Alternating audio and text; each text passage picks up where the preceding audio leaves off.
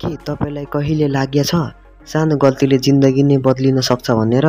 तर के तपाईलाई जिन्दगीले फेरि मौका दिनेछ? भुलचुक माफ भन्ने फिल्मले यही कथा भन्छ, एक साधारण मान्छेको असाधारण जीवनको कथा।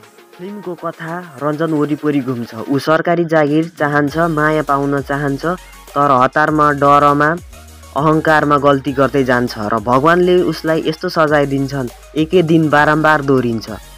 उहाँले आफन्तलाई दुःख दिनुभयो, फेरि सोही दिन मायालाई गुमाउनु भयो, फेरि सोही दिन पछुतो भयो, तर भाग्न सकिन्न।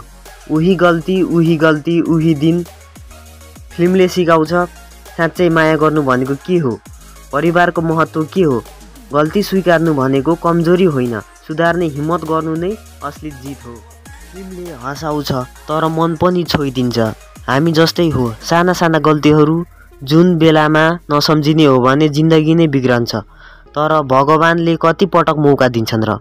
गल्तीबाट सिक्नुहोस्, माफ गर्नुहोस्, माया गर्नुहोस्। फिल्म हेर्दा तपाईलाई पनि लाग्नेछ म पनि कति गल्ती दोहोऱ्याइरहेको छु कि।